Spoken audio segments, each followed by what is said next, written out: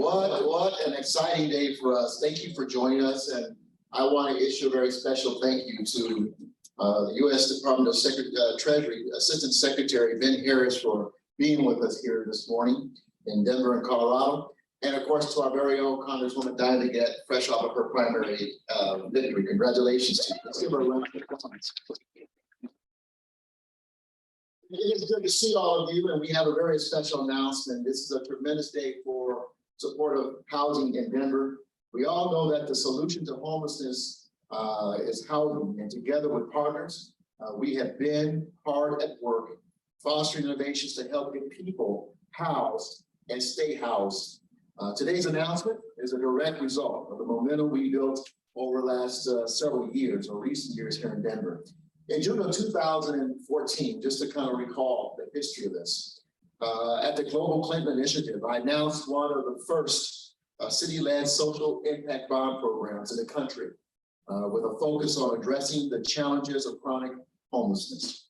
At the time, Denver was among the many cities whose jails and emergency rooms had become the most expensive housing and mental health care centers for people experiencing chronic homelessness. Having these individuals stuck in this very expensive cycle of streets to the emergency rooms, to jail, back to the streets, back to detox, back to the streets was simply too expensive. In fact, we found 250 people in Denver who, just as we studied them, cost the people of Denver $11 million a year, just those 250 people. Having these individuals stuck in this cycle was wrong, and we needed to take action to address their condition and help them to exit their condition.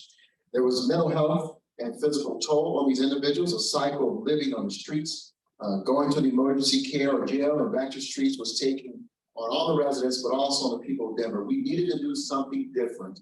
And our goal with the Denver SIPPRA, or the Social Impact, leverage private investment to house hundreds of people experiencing chronic homelessness and to connect them to intensive services and a supportive environment that is much better suited to helping them to return, helping them exit homelessness than emergency care or our jail systems. The Denver SIP not only housed over 350 people, but it provided return on investment to all program investors. The program results disrupted the false narrative that these people facing the most extreme cases of homelessness were beyond help.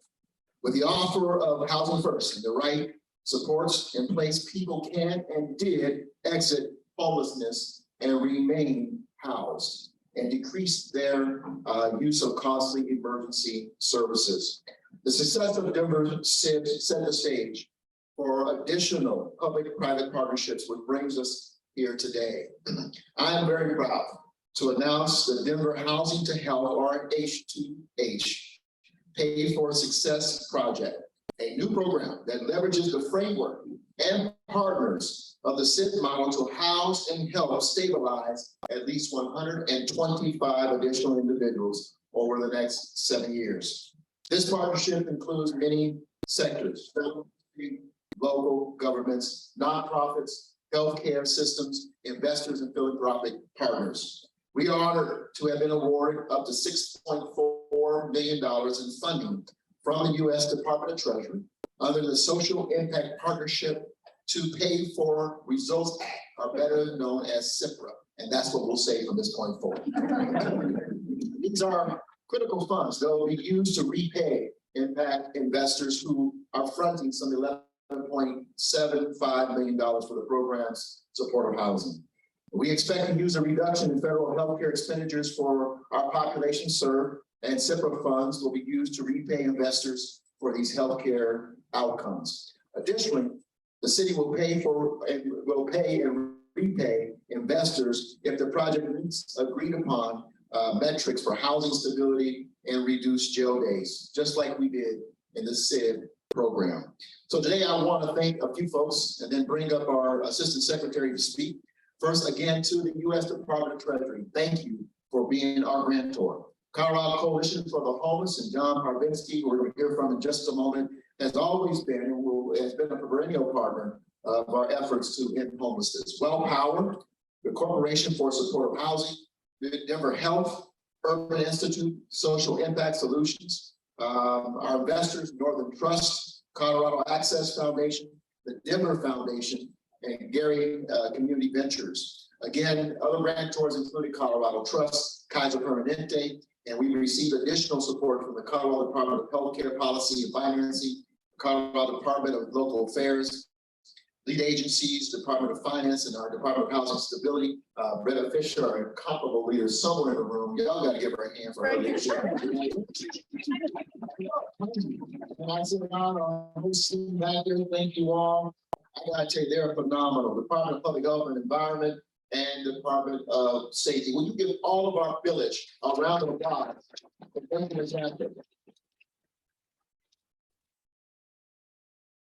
But we've always said in Denver that the city cannot do this alone. We need all of our partners, and I think today is demonstrative of the partnerships that have to come together, that have to form in a very selfless manner to stand in the gap with those who are experiencing homelessness in our city, and a lot of the contributing factors to their condition. So I want to finish by saying this: we clearly know that Housing First works. Our partnership here in Denver has played a role in increasing the body of evidence supporting the Housing First model. We look forward to continuing to implement and advancing this model, but most importantly, we're eager to dramatically improve the quality of life for more than 125 of the city's most vulnerable residents. Those are the impacts that are measurable, and they're the most important impacts that we can focus on. So now I want to ask you to join me in giving a warm welcome to our Secretary for the U.S. Department of Treasury, the Honorable Ben Harris.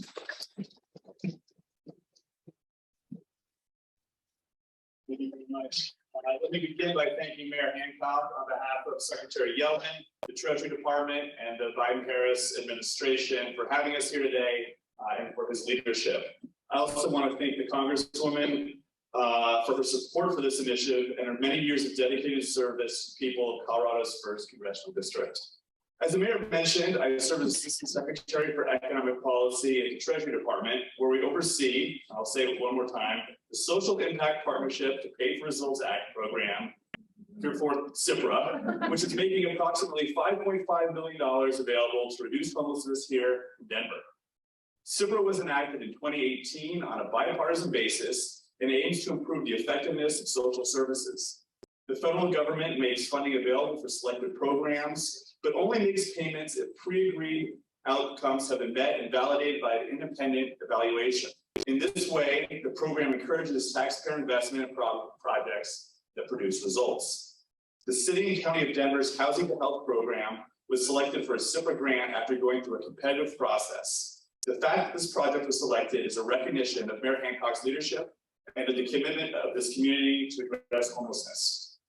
The federal government's support for this initiative will allow Denver residents who are experiencing homelessness to receive basic housing and health services. I've had the opportunity to work for President Biden for a long period of time. He knows that homelessness and housing insecurity are some of the most significant challenges that a person or family can face. Throughout the campaign, he emphasized the need to tackle homelessness, to help those in need and better our communities. Today, by supporting the services provided by the Denver program, which will make a substantial difference in the lives of these individuals and provide benefits to all of Denver, the administration is delivering on President Biden's commitment.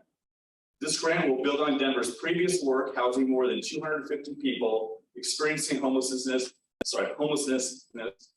who were frequently interacting with police, jails, and emergency care. Denver has shown that when housed and provided wraparound services, people encounter the criminal justice system less often and dramatically increase their use of preventive medical care. Mayor Hancock, thank you again for having us here today. We are looking forward to continuing to work with you as this important effort moves forward. Over to you. Thank you.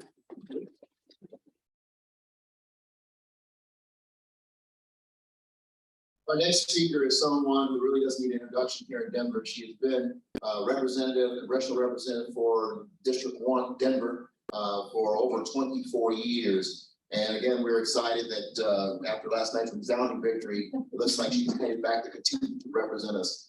When the earmark program was returned to Congress just a couple of years ago, Congresswoman Diana called me, and this is a true story. The first thing she said was, "What can I do to help with the efforts around people experiencing homelessness?" And she has helped to deliver resources back to Denver to help us in this effort. So let's give a round of welcome to our company.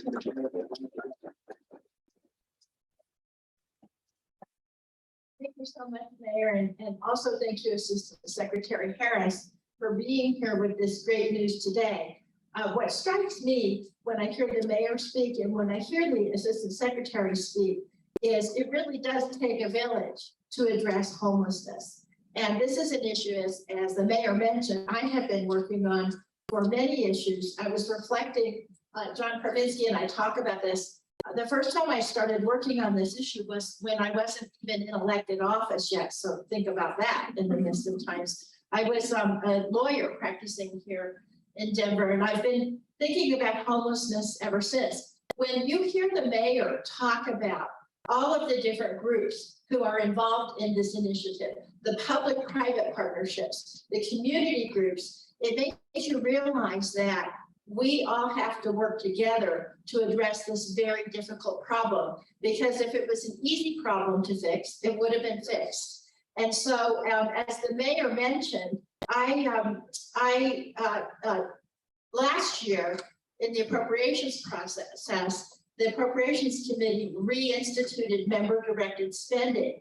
And I decided rather just get some money and throw it here and there, I would target my money, just like the mayor is doing in these homelessness projects, to trying to address homelessness at every level.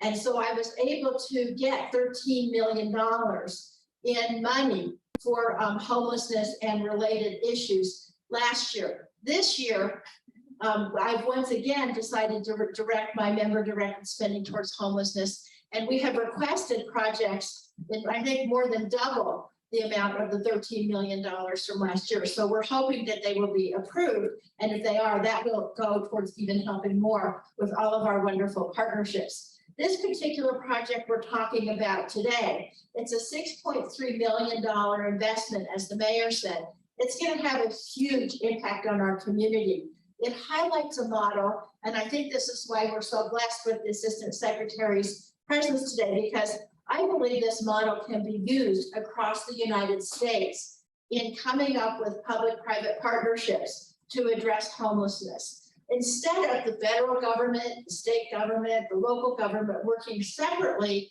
duplicating work and not coordinating, what projects like this will do is really help us come to the root of the issue and address homelessness of a community. And you're going to hear in a minute from John Parvinsky, but what this project will do is it'll use the funds to support their recuperative care facility. This will provide our neighbors with a safe place to stay while they recover from illness and operations. Last year, as part of the $13 million I got, I was able to get $2 million approved for this Stout facility. And so I'm so happy, Assistant Secretary, that the money that we're getting from the Treasury today will help to build on this. I refuse to say that we can't break the cycle of homelessness. I refuse to say that there are people who don't want a home. Everybody wants a home. Everybody I ever met wants a home, but their circumstances are different. And that's why we have to work as a community to listen to our neighbors, to hear the issues, to hear the concerns, and then work together for all of this. And so we are going to do this together. There's nobody who understands this better than John Parvinsky. John is the CEO of the Colorado Coalition for the Homeless. He's been doing it, as I said, for 36 years.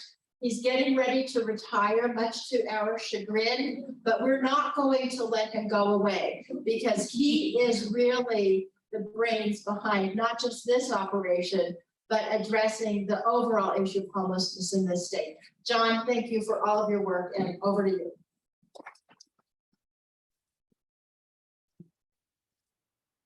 Thank you, Congresswoman. It was wonderful to get your support for the congressionally designated funding for our recuperative care program, and we'll have another grand opening in August to be able to celebrate that. But today we're here to talk about the the housing to home partnership, the SIPPRA partnership. I want to acknowledge Mayor Hancock for his dedication to address the growing needs of homelessness here in our community. It's a daunting task, and the city, with the support, the mayor, with the support of City Council, has really devoted resources to be able to address the needs of our most vulnerable, most marginalized communities here in Denver. And with the help of Britta Fisher heading up the host department, has made a tremendous difference just over the last 5 years. And so this really builds upon it. I was reflecting on this effort, and I've been doing this for 36 years, but it was 20 years ago, in 2002, that we established what we called the Denver Housing First Collaborative, where we got resources from the federal government, the state government, some local resources to house 100 individuals who were considered chronically homeless and the most vulnerable at the time. And we chose to do a reverse prioritization to those who needed the help most, rather than those who were judged to be most likely to succeed. And we proved after 2 years that we could successfully retain housing for more than 90% of that population. And we were able to demonstrate we could save the city funding, hospitals, the criminal justice system over and over again. And so after we were able to build upon an initial 100 individuals, and by the end of the decade, we were housing 400 people with 4 assertive community treatment teams, providing supportive housing with wraparound services. Now, when you say, what is that, supportive housing and wraparound services? It's not only the roof over the head and the key to an apartment, but it's a group of staff, some of them here in this room, some of them watching virtually, who do the work to engage individuals on the streets, help them identify what their plans are, what they would like to see their lives to become, and then help them to achieve it, getting into housing, but more importantly, keeping them housed, because it takes a lot of work to deal with folks who have mental health issues, who have addiction issues and health issues. And when they have a bump in the road without that support, they'd be back on the streets, turning to us for help. So the tremendous staff here has really made a difference. So when we were approached in 2016 to be part of the social impact bond, I said, well, we've been doing this for 15 years. What do we have to prove again? But we agreed to do this for another 250, and then it grew to 325 with our partnership with the Mental Health Center in Denver.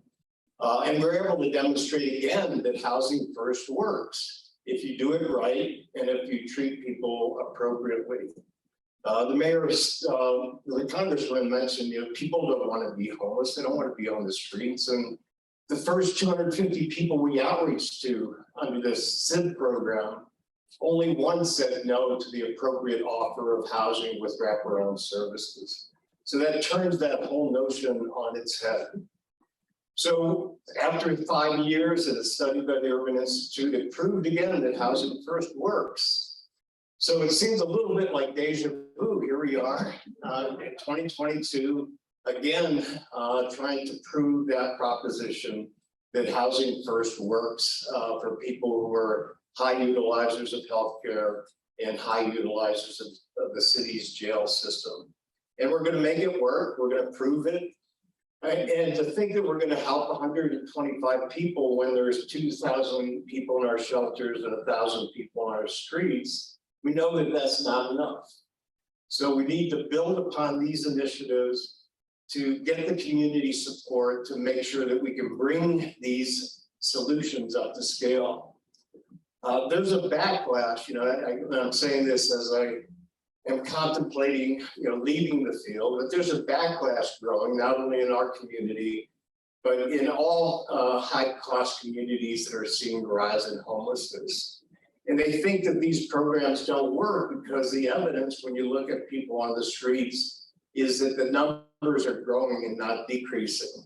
That's not showing that the intervention doesn't work. It's just showing that we're not investing at the level necessary to solve the problem. So we all have to work collaboratively to convince our neighbors that these initiatives do work, and to be able to grow it to the level that we can say truly that we are going to reduce it in homelessness in our community. Supportive housing across the street, that's an example of supportive housing that's been in place for 20 years.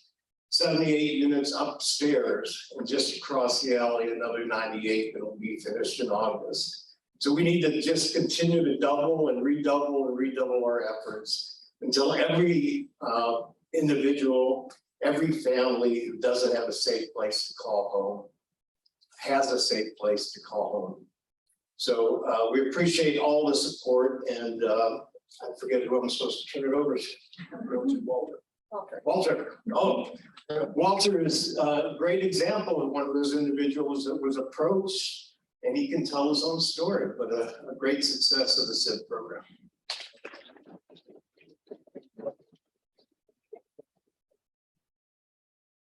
I just said this is a privilege and honor to be able to speak today, and also to tear down some statement like the Congress lady said, and just like the mayor said, putting together an initiative program. And I'm happy to know the history of the mayor, where he do have some experience with homeless, taking care of his own citizens. So he has real compassion. And this program, basically what they did is like the Congress lady said, no, we do want housing. You know, we do want to be productive. And then I'm here today so y'all can see the truth and the progress and successful housing with the initiatives and the programs that Mayor, the Congress, and everybody involved that actually showed us capacity. And also, in the truth, a lot of times we contribute to homeless, you know, my criminal activity, my addiction, you know, my lack of responsibility. But with this, with the SIPPRA program, they went past that. They looked at the real problem. They looked at the housing problem, that no one should be able to sleep on the street regardless of what their situation is. And it was so impressive. I'd like to share a story with you. When I first left going to the street, I went to the National Stock Show, and they housed 800 people during the height of the pandemic. And during that time, I was suffering with scoliosis, which is the curve of my spine, and everybody else was on cots. So not only was I homeless, I was in bad health. Here's a 50-year-old man at the time. A cot wasn't no place to have when you got scoliosis. I'm 6'2", and my spine is curved 20 degrees. Some days I wake up in the morning, I'm crying out to Jesus, please. And I got people next to me helping me up to go to the bathroom. So I seen the worst. I was like, it just can't get no better. So in my daily activities, I'm just going out, putting in housing applications. I'm doing anything just to get a glimpse of hope. So with the SIPPRA program, what happened is the coalition, in conjunction with the mayor, put together this comprehensive program, and they came looking for me. I don't think y'all understand what I just said. That was unheard of. They came looking for me to tell me I had housing. I didn't know to jump up, cry, scream, because I was one person that really needed housing. I was physically unable to maintain.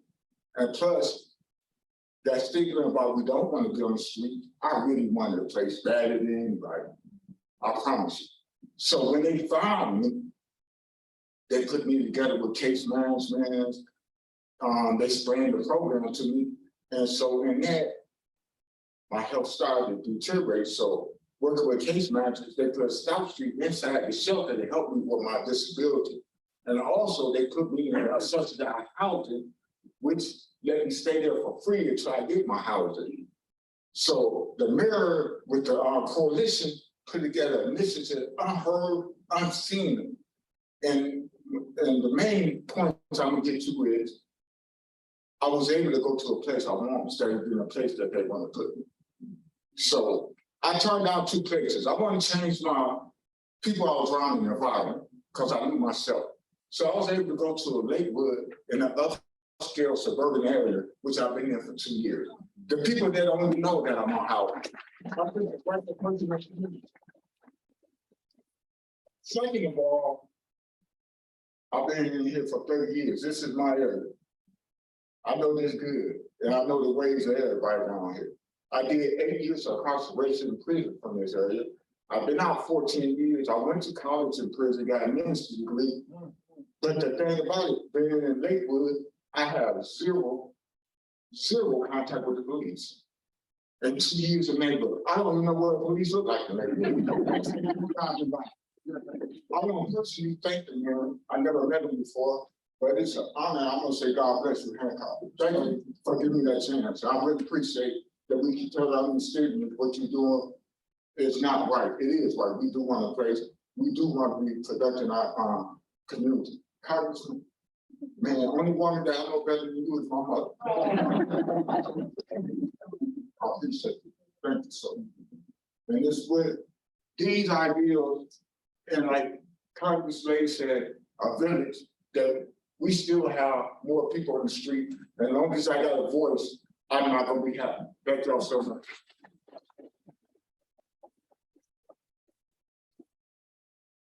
We should stand right around. Let's go. Over to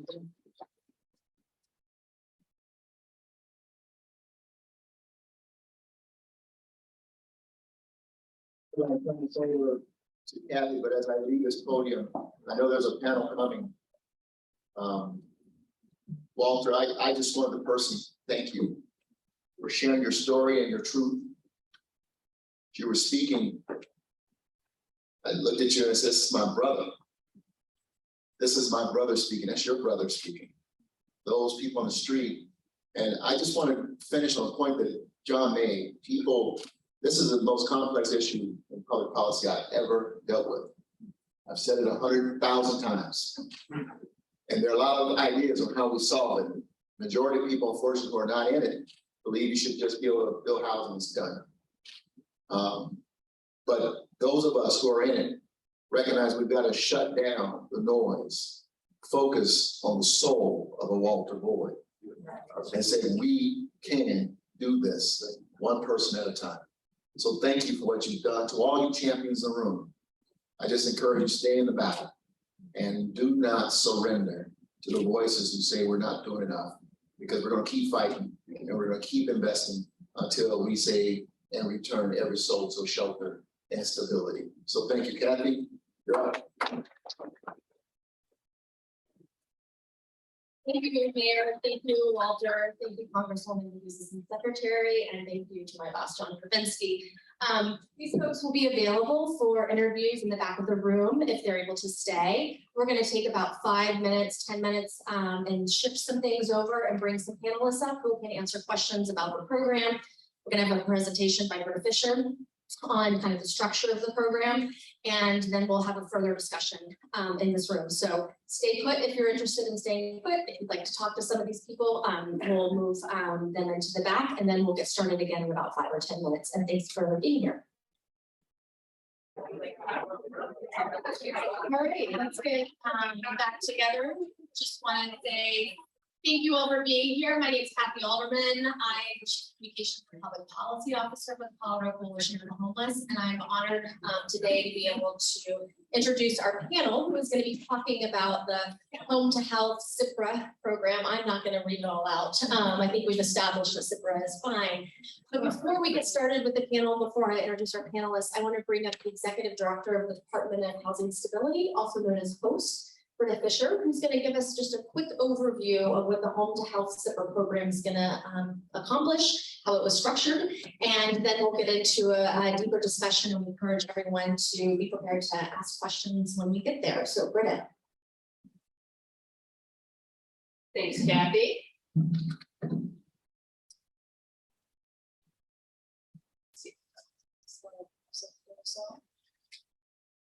All right.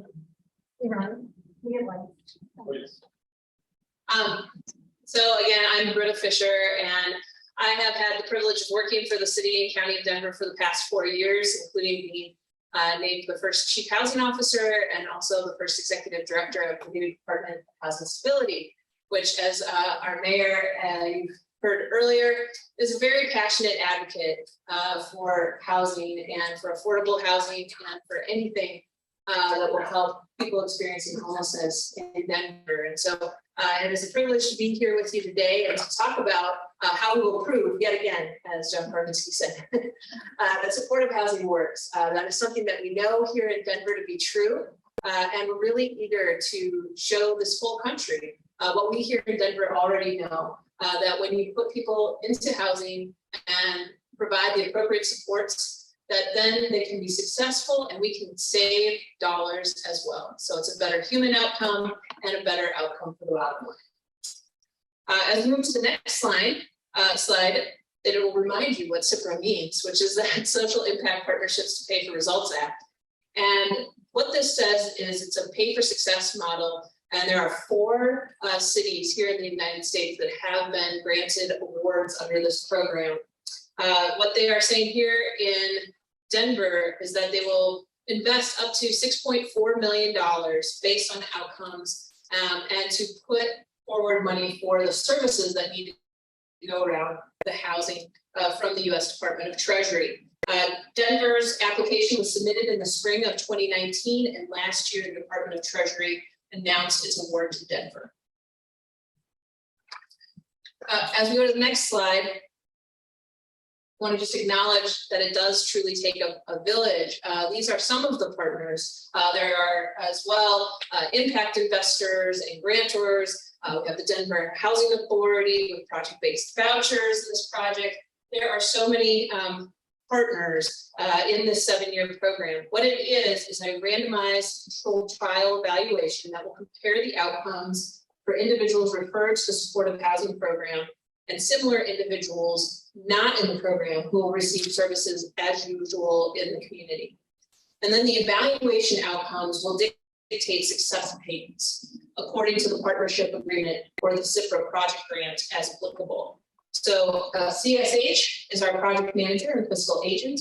The Social Impact Solutions is a consultant to the city helping to bring this all together. And we have a new partnership and a longtime partner with Denver Health, who is serving as a referral source, identifying eligible participants who have had 2 or more emergency department visits in the previous 1 year.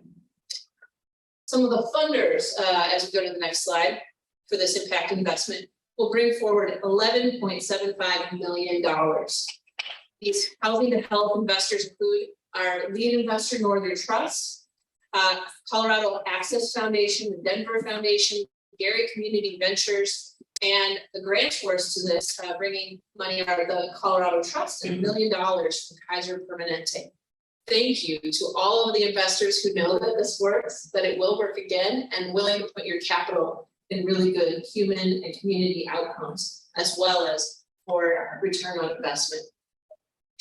Our target population, as we move forward, is really for the people experiencing chronic homelessness. And within that, looking at 2 overlapping groups who have both some justice system involvement as well as health system involvement. So those eligibility factors, as we seek for this cohort of 125 individuals who will get the treatment for the services and housing, will be from people who are 18 years and older and have been experiencing homelessness, that they have a record of at least 8 arrests over the past 3 years in Denver County, and are at high risk of avoidable health costs here in Denver, including healthcare services at Denver Health. And that all to the bottom line of how will we save money for Medicaid. Next slide. So what are the project goals? Overall, we are going to demonstrate that housing and intensive case management can improve lives and reduce taxpayer costs and reduce net federal healthcare expenditures. This is why the U.S. Department of Treasury is interested in this type of investment, to show how that taxpayer dollar can be invested in a different way, resulting in some reduced costs and better outcomes. I've already talked to the size of this. The duration of the program is 7 years. So it starts on Thursday, Friday's July 1st. There we go. I'm already on vacation break, not quite there. And then John already spoke to the assertive community treatment. The ratio for the staff is 1 case manager for every 10 participants. And then the connection is to preventative health and additional services. That could be employment, that could be things to help a person maintain their lease and maintain their housing. There are all sorts of services that can be very beneficial, including psychiatric care and medical care that the Colorado Coalition for the Homeless and Low Power are very well suited to deliver. So how it works on the next slide, we have our government partners here. We at the City of Denver are making those success payments. The U.S. Department of Treasury is helping to pay those services through performance-based contracts. We have an independent evaluator in Urban Institute. If you want to learn more about their work, if you just Google Denver Social Impact Bond, Urban Institute's study of our first 5 years of the Social Impact Bond will pop right on up for you. You can see the excellent and rigorous evaluation that they've done on this model. We have an intermediary that looks at the investments as well as the outcomes through the providers and then helps to coordinate those payments from us at the City of Denver.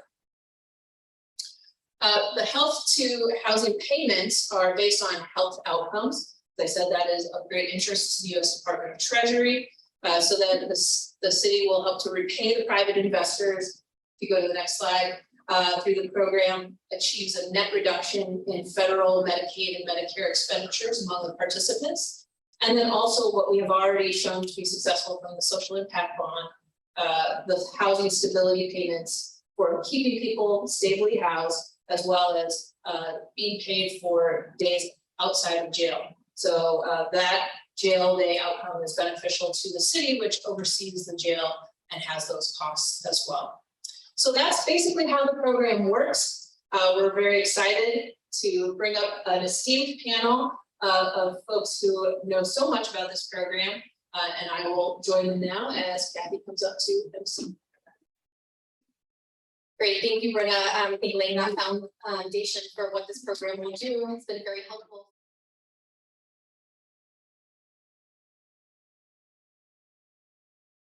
To bring up Carrie Craig, who is the Vice President of Supportive Service and Supportive Housing for Colorado Coalition for the Homeless.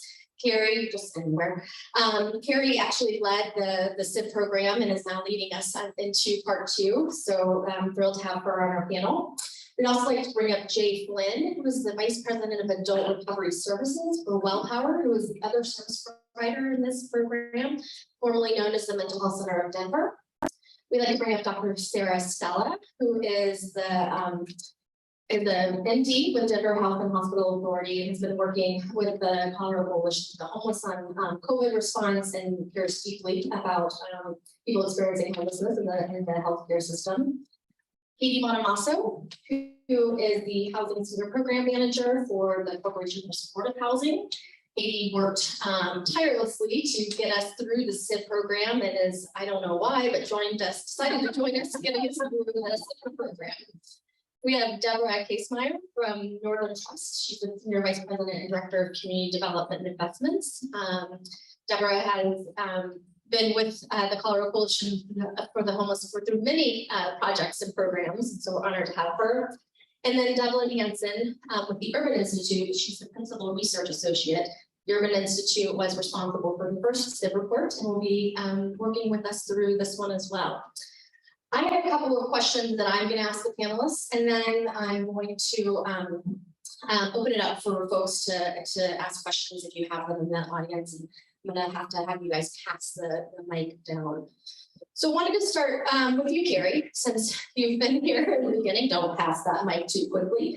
Can you describe the assertive community treatment services model and explain why it's so important to people who are housed through SIP and now SIPPRA? Sure. So I would start by talking about many of the evidence-based practices that we use to provide services for these folks. I want to consolidate it down to just 3 of those because we do focus on housing first, which is something that John spoke about extensively, in addition to the assertive community treatment model as well as permanent supportive housing. So those 3 are sort of the big service providers, the big evidence-based practices that we utilize in this project. As far as housing first goes, we've already talked about that quite a bit. It's an evidence-based practice ultimately that just is no barrier housing. And then we're providing wraparound services to really focus in on what it takes for folks to define success for themselves and to ultimately be successful in their housing. What we do know is that housing first oftentimes isn't coupled or needs to be coupled with services in order to keep people stably housed and to be able to retain their housing. One of the pieces to housing first is a harm reduction model. What we do know is that abstinence does not work for everyone, and harm reduction ultimately is the key to helping folks be successful, reducing the amount of harm that comes to them based on whatever risky behavior they might be, engaging in at the time. So housing first, and then coupled with the assertive community treatment services that we provide here at the Coalition. We actually have 5 assertive community treatment teams at this time of the Coalition.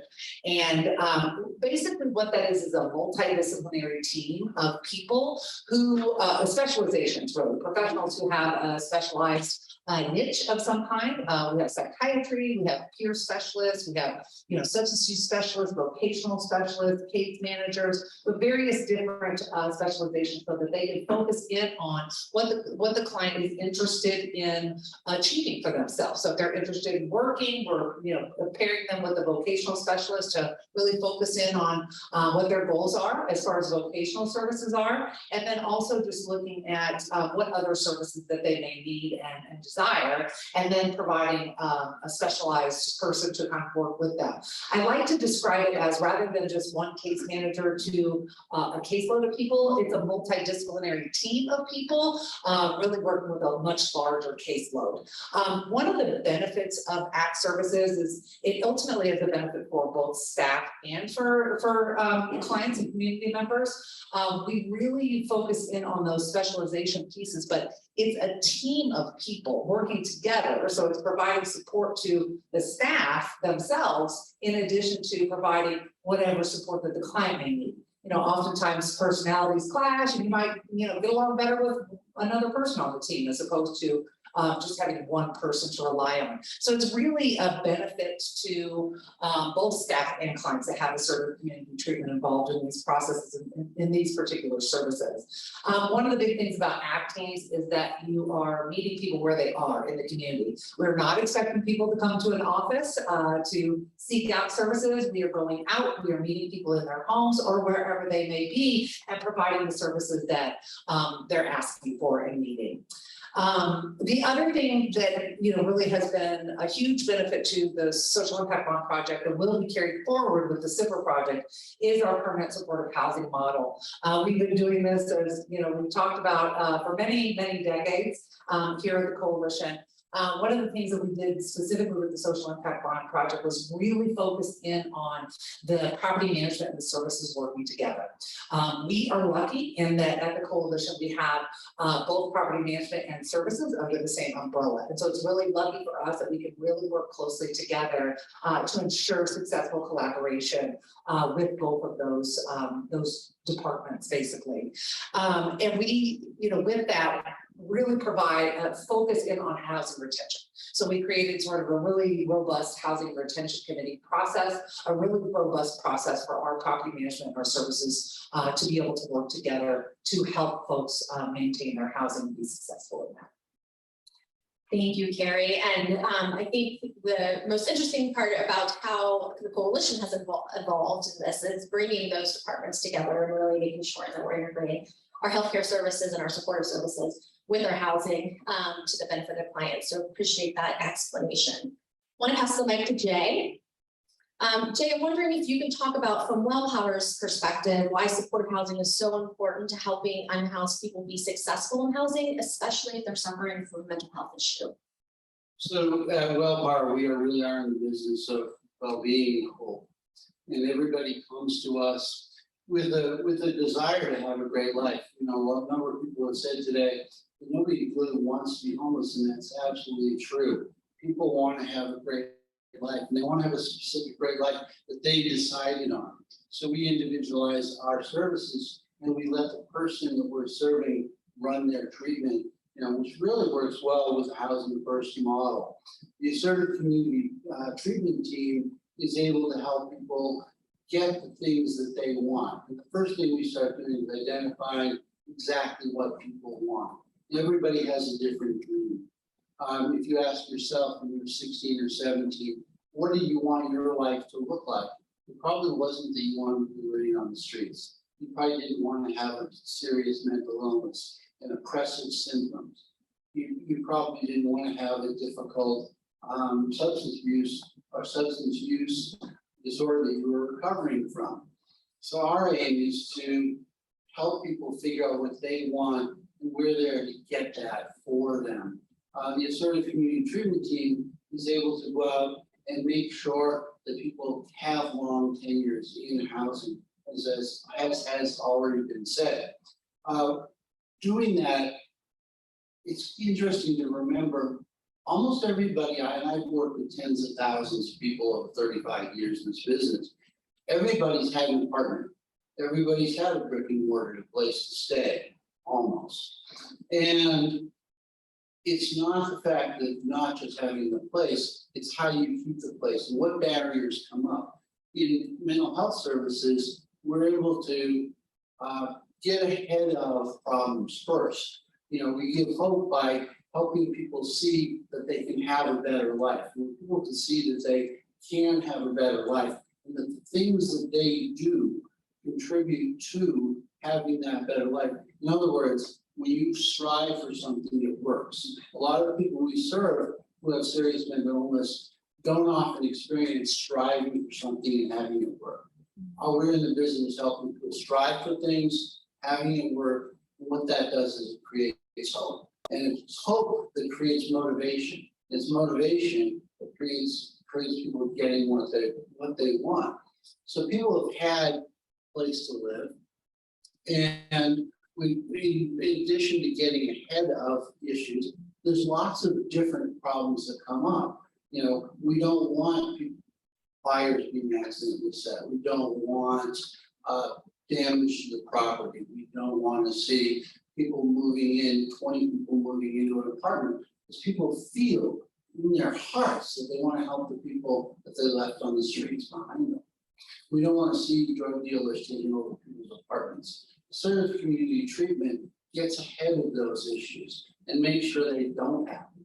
If they do happen, then they get in there and they work with landlords. And we really work with landlords who are much more forgiving on average than you might see. So assertive community treatment helps people have an apartment for long term, but not just an apartment. It helps them have everything they want. I referenced what you might have wanted when you were 17. People tell me, you know, I want a car. And that's a very simple thing. It seems very almost petty, but it represents freedom. It represents the ability to go places. I want a job. I want to volunteer somewhere. I want to have somebody who loves me.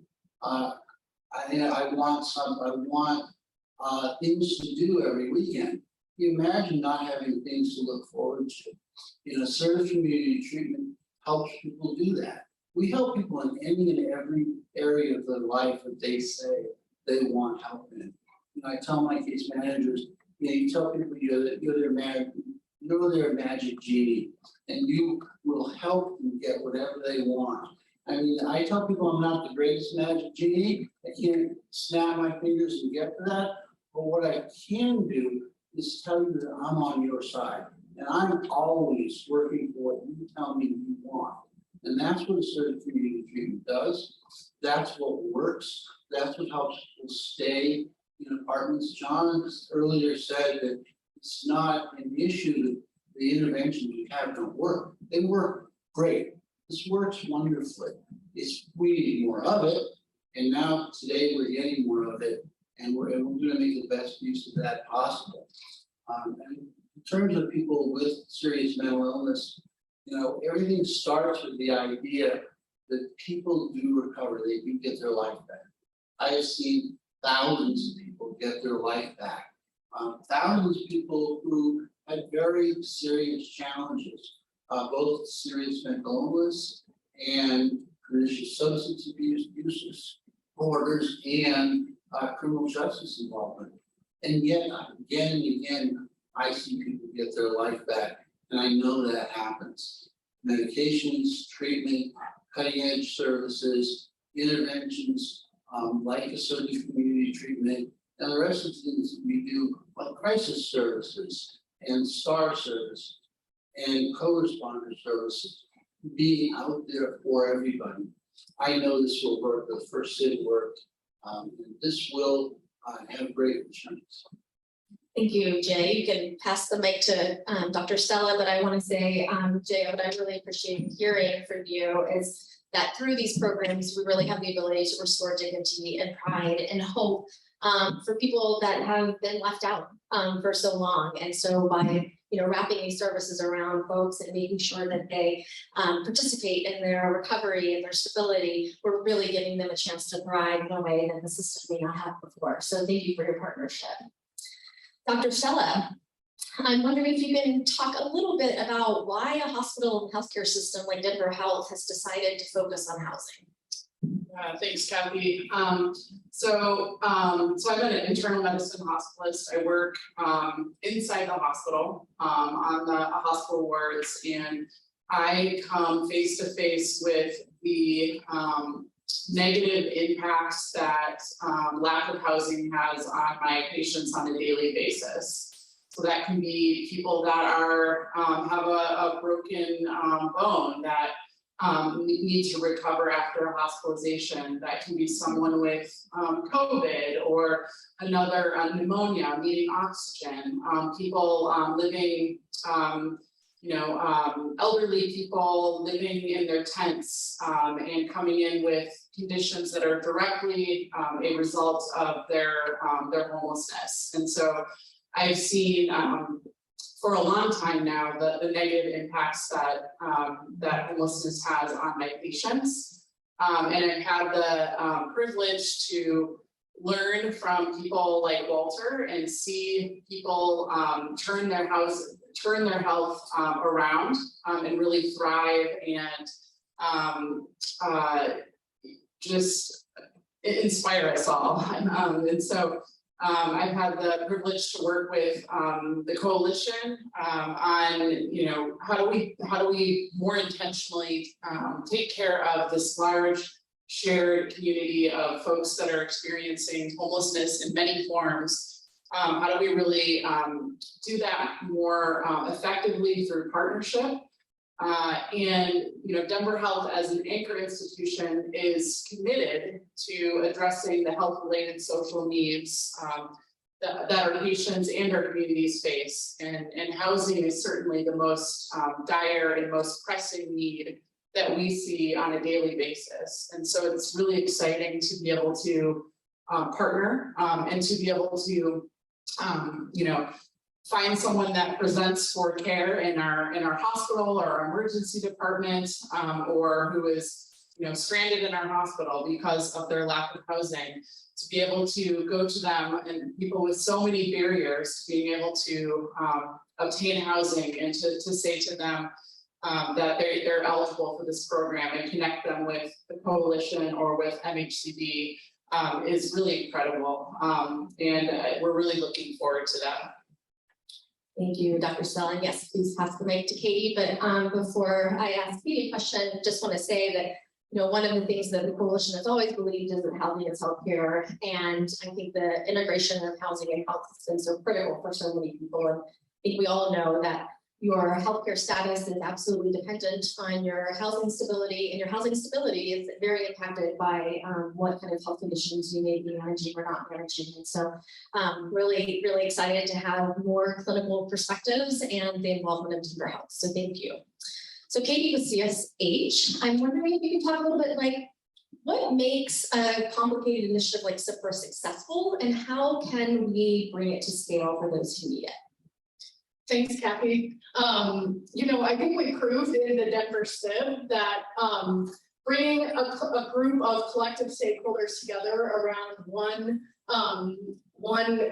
initiative really achieves positive results. The partnerships in the program, I think we learned today, there's many people involved to make the program work, and each agency brings their own unique expertise. I would be remiss if I didn't really highlight the service providers. Colorado Coalition for the Homeless and WellPower are incredibly skilled at doing this work. We, CSH, work with supportive housing providers nationally. These are some of the best outcomes in supportive housing we've ever seen across the country. And so it's an honor and a privilege to learn from them, to share the work of the SIB with people across the country. We're thankful for our partners in the city, our investment partners. Everyone plays this unique role, and those partnerships is really, what makes it work. And then finally, I think we all know, we talked about it a lot today, supportive housing works. We proved that locally in the SIB. There's also a 30-year evidence base behind that. And so we're really excited to be part of an initiative that scales supportive housing. We hope to, continue to be part of efforts in Denver to continue to scale supportive housing. Thank you, Katie. And you can pass the mic to Debbie. And just want to say, I think the benefit of having an organization like the Corporation for Supportive Housing help to herd the cats is that they do bring this level of expertise, and they really know how to encourage this public-private partnership development and to leverage funding, so that we're not just looking to state government or looking to local government to fund something, but we're really looking for philanthropically minded investors. For instance, I would like to ask Debbie from Northern Trust, why would an organization like yours want to invest in something like SIPPRA? I get asked all the time, what's in it for the investors? So we're a bank. The rest of our the other investors are foundations or Gary Venture. So we're a bit different, and we look at capital differently though, also at Northern Trust. So from Northern's perspective, when we invest in communities, we're looking to get our principal back. So we're not taking gigantic risks, but we're willing to give up return. So we're really working with traditional capital tools to make them more useful in communities. So that means that we are taking lower returns, we're going with longer terms in general, and we're willing to look at alternative structures such as the social impact bond. For us, this was the first one was super exciting because while we work with a lot of social service providers on the asset side, we have not really been able to work with them on the service side. They don't have a model that really allows them to take on debt. It just doesn't work. So this social impact bond was the first time when we were able to bring in and layer in capital to allow providers to really get to the level that they needed to. The goal of doing that first one was really talking to CCH and ATB and saying, okay, if you had capital, like as much capital as you need, what would that look like? And that was the goal, right? So that was the goal. That would not have occurred if it wasn't for this social impact bond the first time around. To really, for the first time, let the providers determine how much capital they needed to be able to deliver the services that needed to be delivered. And they didn't have to go out and figure out how they were going to raise it. They didn't have to go to 15 different people and ask for grants. They were really just in a position of delivering the services. That's what we want to see. And I think it proved that that works. I think people need to stay on their lanes too. The other thing is we made sure that the providers weren't overburdened as investors. We weren't asking them for tons of information or saying we need to track all of our impacts and all of that. It all came at the end. It all worked. We were keeping it simple, making sure they were in charge. They were well supported with Katie and the work that they did. So we're really leading them to what they do best, I think is the role that we played in that. The other question I get asked is, well, why are you doing another one, right? Like you did one. We're not doing this just to do it. We did the first one because we wanted to prove the concept out. And we wanted the providers to be able to be considered vendors with the city as opposed to grantees. So really valuing the services that they provide, and then they were paid for those services, and we accomplished that. They accomplished that. So we're really hoping that they can continue that. So with the city, with health networks, with hospitals, with whomever, really changing the conversation around how those services are being paid for. For this next one, we were sort of in a unique place because John Berminski, has all these great ideas all the time. And so John had been talking about this medical respite idea for, and I remember being in this room talking about medical respite with someone who running support at the time. And so I said to him, hey, we're in, like, what kind of capital can we do? And so he worked and worked and worked and worked. It took him years to get to the point where he actually could bring the project forward. Northern Trust were the equity investor, working with Enterprise Investments to be the equity investor in the new markets transaction for the medical respite. But we're also the equity investor on the low-income housing tax credit portion, which is the legacy loss, also through Enterprise Investments. So for us, we're on both sides of the transaction. So it made perfect sense for us to then be on the social impact fund side, which we could then layer on top, which really brings it full circle. So I think what it really shows is that when you let providers or give providers the opportunity to really think big and deliver on what they know they can do, if they don't have to worry about capital. And in both of those cases, we took a low return. Like, we gave up return in all of those cases to make this really work. And so I think that's what I would say from an investor standpoint. Like, you can invest in these transactions without risking your capital, but you have to be willing to value the impacts as much as you value the. Thank you, Debbie. If we can pass the mic down to Devlin, I just want to say, imagine if we had 100 Northern Trusts that were investing in social impact rather than just return on investment. And so thank you for your partnership on both sides of the transaction and in program development. So Devlin is with the Urban Institute, the independent evaluator of the SIP program and now the SIPPRA program. And I'm just wondering if you could talk a little bit about what we hope to learn from the SIPPRA program and how we'll build off of SIP. Yeah, so what we learned from the SIP is that CCH and well-powered supportive housing program works. It reduced criminal justice involvement, it reduced homeless services utilization, it reduced detox visits, it reduced emergency department visits, and it actually increased office-based care visits and prescription medications. And so what we saw with this SIP was an indication that supportive housing was changing the way that individuals were interacting with the medical system. They were shifting from using emergency services to using office-based care services and prescription. But it was a little bit short term. It was a 3-year outcome study. This is a 7-year project. So we're really going to be able to look at whether this project is going to be able to sustain these impacts and actually make a difference in terms of Medicaid expenditures. So that's really the goal, is to expand on the knowledge that we built through the SIP. We're also now partnering with Denver Health, who is helping us to identify a population that has more interactions with the medical community, specifically with these emergency services. So we hope that this evaluation will provide additional information for Denver, but also be able to be used as evidence by other communities throughout the country to help them make smarter decisions about what they can do to help people experiencing homelessness and improve their well-being. Thank you, Devlin. I think it's so important to have the data, and even though we know this works and we've been doing this work for so long and improving people's lives through these programs, some people are only persuaded by the data they can see on paper and by seeing the dollars and cents that are actually saved. And so I know when I'm out making the case for these things, it's invaluable to have that data and this kind of independent evaluation. So Britta, I'm just going to end with you, and then we'll open it up for questions. So SIPPRA is going to house an additional 125 people. We know the scale of the problem is immense across Denver, but we know that this is not the only thing that Denver is working on and that we're working on as a community to address homelessness. So I'm wondering if you could talk about how SIPPRA fits in with the other initiatives that Denver is pursuing to resolve homelessness. Thanks, Kathy. Yeah, as you've heard, Housing First with the right supports is incredibly effective.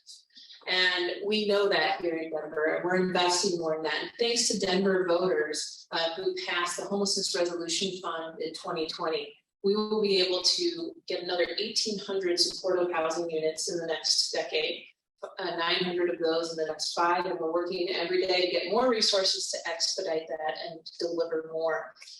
We are also preserving and creating more than 7,000 affordable homes in Denver and looking to reduce unsheltered homelessness by half. These are not things that the city does and delivers. These are the things that our community organizations, our partners like the Colorado Coalition for the Homeless, WellPower, are featured in this particular investment, but so many others as well, who are delivering these services capably in the Denver community. And so we are working to put more resources than ever together.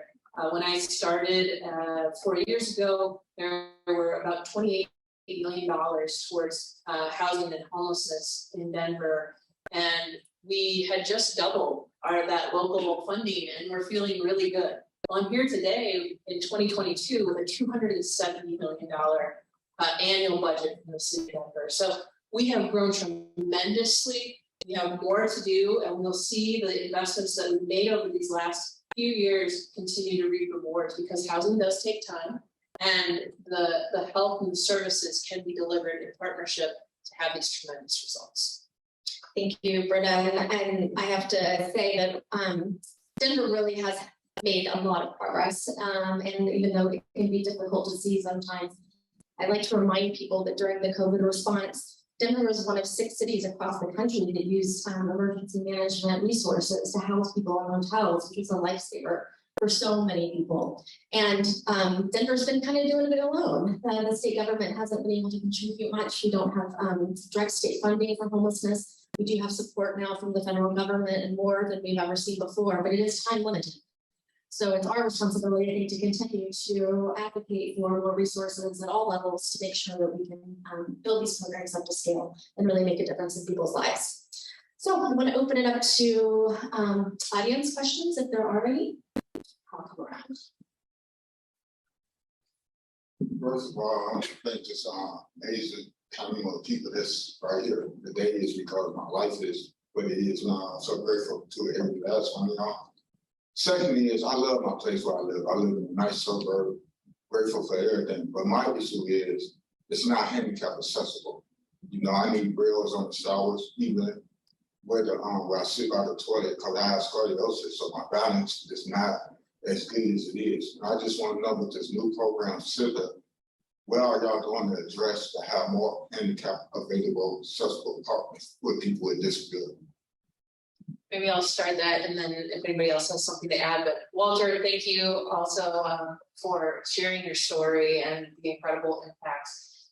Yeah, we continue to invest in more and more accessible, affordable housing as well. And if you're already in a unit that needs that kind of accessibility, here in Denver County and as well as in Jefferson County, there are programs to retrofit that unit with the grab bars and all the features that you need. So here we have those programs delivered through the Denver Urban Renewal Authority. And so in Jeffco, we can help you find who the folks are that are in Lakewood that can help you with those kinds of things as well. But there are lots of those programs across the metro area. Okay, other questions?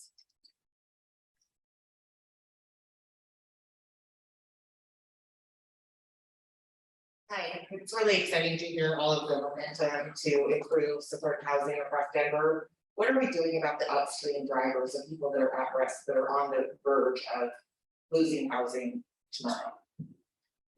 Yeah, again, I might take this off and talk about a couple of investments and then others can add in, but we're really fortunate in Denver that we already had a program to help keep people in place called the Temporary Rental and Utility Assistance Program, which has been really supported by our city council. And anytime that we got low on funds, they would push more to it, because we know that keeping people stably housed is one of our most efficient investments with a really great human outcome.